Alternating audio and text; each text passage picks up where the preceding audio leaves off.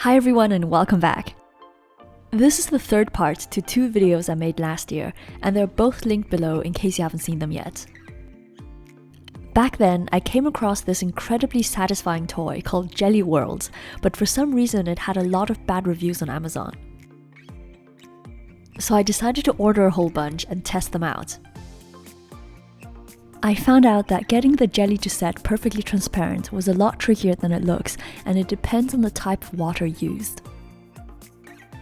Be sure to watch the first video if you want to know all of the science behind this.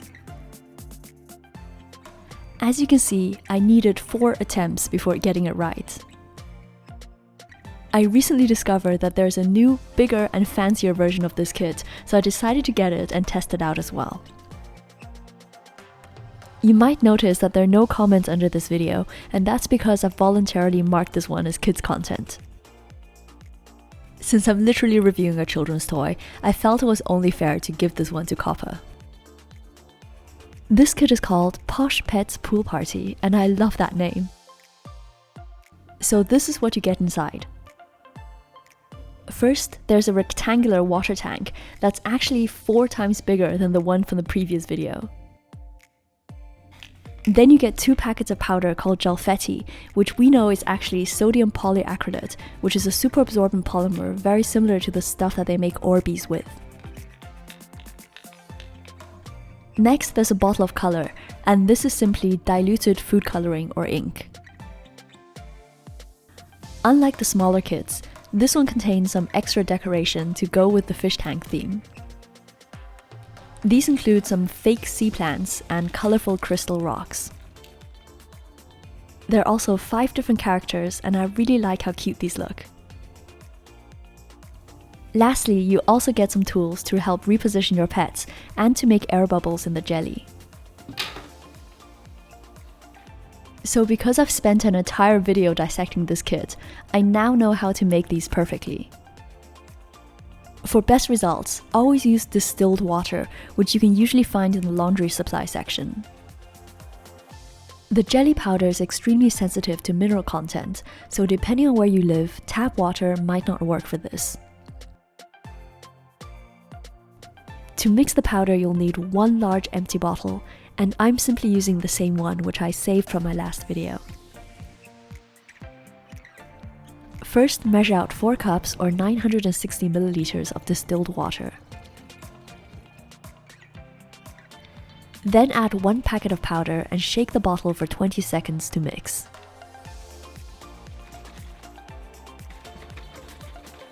Pour this into the tank and wait for 5 minutes. You'll notice that the liquid is quite cloudy to begin with, but if you've used the correct type of water, then the jelly should start turning transparent after a while. In the meantime, repeat the same steps to make a second batch of jelly. Then add the small bottle of blue color. This is where things got a bit tricky because the first batch of jelly was already starting to set, so the ink didn't mix together thoroughly. Fortunately, it's not very noticeable in the video, but in real life, the jelly contained lots of random blotches of undissolved ink. This is something to watch out for, so be sure not to leave your jelly for too long before adding the color. After this step, you have to sprinkle in all of the crystal rocks right away. I'm guessing that it's because the jelly is still liquid enough for them to sink to the bottom, and if you wait any longer, then you have to push them inside one by one. I really enjoyed the aesthetics of this part. The instructions say that the jelly should set in 10 minutes, but it can vary depending on the water or temperature. It ended up taking about 30 minutes for me because I think the water I used was a bit too cold. You can tell when it's ready if you place one of the pieces onto the jelly and it stays there. Then you can use the wand to push it inside. This is my favorite part, and it's incredibly satisfying to do.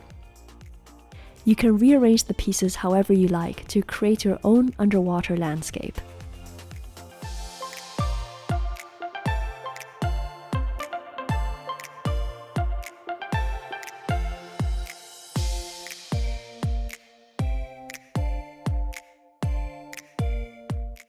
So there are two things which bug me slightly about this kit. One of them is that my jelly doesn't look perfectly transparent.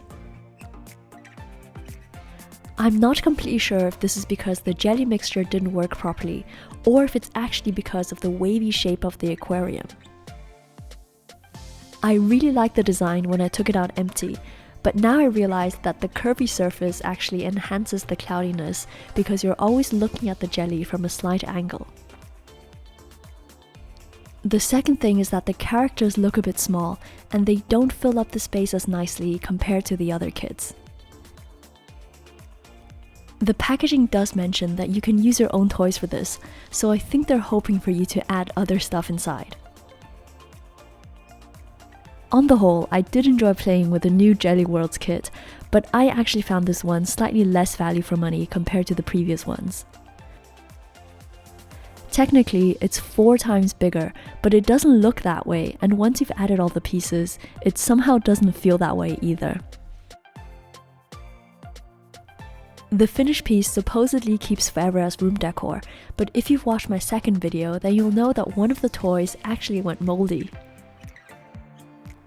So be sure to keep an eye out for that and throw it out if it happens. I hope you enjoyed this review, and be sure to follow me on TikTok and Instagram as well. I'm Joanna, thank you for watching, and I'll see you in my next video. Bye!